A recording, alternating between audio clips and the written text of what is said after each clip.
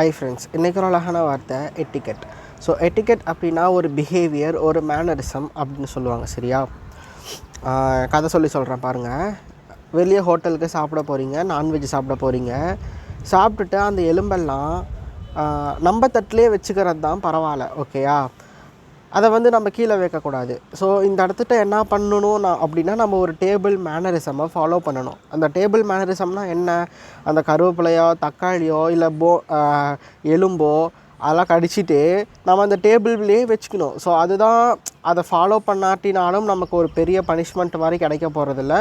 But follow பண்ணாமல் இருக்கக்கூடாது. சரியா? அதை ஃபாலோ பண்ணால் ஒரு என்ன சொல்கிறது, ஒரு குட் இம்ப்ரெஷன் நம்ம மேலே, ஓகேயா? அதுதான் அந்த மேனரிசமை ஃபாலோ பண்ணோம், டேபிள் மேனரிசம். ஸோ அதெல்லாம் எட்டிக்கெட் அப்படின்னு டேபிள் எட்டிக்கெட் அப்படின்னு சொல்லுவாங்க. டேபிள் எட்டிக்கெட் மீன்ஸ் அந்த சாப்பிட்றதெல்லாம் கரெக்டாக நம்ம தட்டிலையே எடுத்து வச்சுட்டு அந்த மாதிரி, ஓகேயா? ஃபார் எக்ஸாம்பிள் இன்னொன்று சொல்லணுன்னா, இப்போ ஒரு ஸ்டேஜில் ஏறி ஸ்பீச் கொடுக்க போகிறீங்க. அந்த கான்டென்ட் மட்டும் என்னன்னு சொல்லிட்டு வந்துடுவீங்களா, இல்லை ஸ்பீச் ஆரம்பிக்கும் போது எல்லாத்துக்கும், இங்கே இருக்கிற எல்லாத்துக்கும் குட் மார்னிங்னு சொல்லி ஆரம்பிப்பீங்களா? ஸோ அந்த குட் மார்னிங்னு சொல்லி ஆரம்பித்தா மட்டும்தான் கேட்குறவங்களுக்கும் ஒரு ஆர்வம் வரும். ஓகே, நல்லா பேசுகிறாங்க அப்படின்னு ஒரு இம்ப்ரெஷன் வரும். ஸோ அதை நீங்கள் பேசாமல் எடுத்தோம் கவுத்தோன்னு வந்தோடனே கான்டென்ட் மட்டும் என்னன்னு சொல்லிவிட்டு நான் போயிட்டு வரேன்னு சொல்லிட்டு போனால் அதில் ஒரு அர்த்தமும் இருக்காது. ஆனால் நீ அதை சொல்லி ஆகணுன்ற ஒரு கம்பல்ஷனும் இல்லை.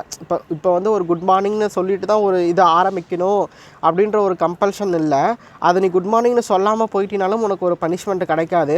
இருந்தாலும் குட் மார்னிங்னு சொல்லி உன்னுடைய ஸ்பீச்சை ஆரம்பிக்கும்போது அதுதான் நல்லா இருக்கும். சரியா? கேட்குறதுக்கு அதுதான் நல்லா இருக்கும். ஸோ அதை தான் எட்டிக்கெட் சொல்லுவாங்க, ஸ்பீக்கிங் எட்டிக்கெட் அப்படின்னு சொல்லுவாங்க. கிட்டத்தட்ட ஒரு ஃபினாமினன், ஒரு என்ன சொல்கிறது, ஒரு சின்ன சின்ன ரூல்ஸ் மாதிரி, ஒரு பிஹேவியரை சொல்லித்தரது ரூல்ஸ் மாதிரி. இப்போ எட்டிக்கெட் புக்ஸ் அப்படின்னா அந்த குட் மேனரிசம்மை சொல்லித்தர புக்ஸ் மாதிரி, ஓகே? ஸோ அந்த எட்டிக்கெட் அப்படின்னா இப்போ கூகுள் ட்ரான்ஸ்லேட்டில் போட்டிங்கன்னா டக்குன்னு ஆச்சாரம்னு காமிக்கும். ஸோ இதை ஏன் நான் கரெக்டாக சொல்கிறேன்னா, இது இந்த இடத்துல நுணுக்கமாக புரிஞ்சிக்க வேண்டிய விஷயம். சரியா? எட்டிக்கெட் அப்படின்னா என்னன்ட்டு. கம்யூனிகேஷன் எட்டிக்கெட். ஒருத்தர்கிட்ட கம்யூனிகேஷன் பண்ணும்போது என்னென்ன குட் மார்னிங்னு சொல்லி ஆரம்பிக்கிறது, தேங்க்யூன்னு சொல்லி முடிக்கிறது. ஸோ ஒரு கொஷின் கேட்கும்போது இன்ஃபார்மலாக கேட்காம அதை ஃபார்மலாக ஒரு கொஷின் கேட்குறது, ஓகேயா? ஸோ அந்த மாதிரி எல்லாமே அதுதான் அந்த கம்யூனிகேஷன் எட்டிக்கெட்னால் என்ன. ஸோ அந்த கம்யூனிகேஷன்ஸில் நம்ம என்னென்ன எட்டிக்கெட்ஸ் ஃபாலோ பண்ணுறது, அதுதான் கம்யூனிகேஷன் எட்டிக்கெட் அப்படின்னு சொல்கிறாங்க. சரியா? வேறு என்ன சொல்லலாம்? அதுதான் எட்டிக்கெட் தான். அதே மாதிரி இப்போ இன்டர்வியூ என்ன சொல்கிறது,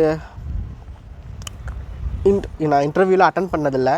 இப்போ இன்டர்வியூவில் நம்ம டோர் ஓப்பன் பண்ணுறது, அங்கே உள்ளே இருக்கிற பேனல் மெம்பர்ஸை பார்த்து ஒரு ஸ்மைலோட போகிறது. அந்த இடத்துல நீ சிரித்தாலும் சிரிக்காட்டினாலும் உன் மேலே எந்த தப்பு வரப்போகிறதில்ல. பட் அந்த இடத்துல ஒரு ஸ்மைல் இருந்துச்சுன்னா, அந்த இன்டர்வியூ எட்டிக்கெட்டை நீ ஃபாலோ பண்ணினா உன் மேலே அவங்களுக்கு ஒரு குட் இம்ப்ரெஷனை ஏற்படுத்தி தரும். சரியா? நான் சொல்கிறது புரியும்னு நினைக்கிறேன். ஸோ இதுதான் எட்டிக்கெட் அப்படின்னு சொல்லுவாங்க. பாய். அப்புறம் என்ன சொல்கிறது, வேறு என்ன மாதிரியான எட்டிக்கெட்ஸ்லாம் நம்ம ஃபாலோ பண்ணணும் அப்படின்ற மாதிரி நீங்கள் சொல்லுங்கள்.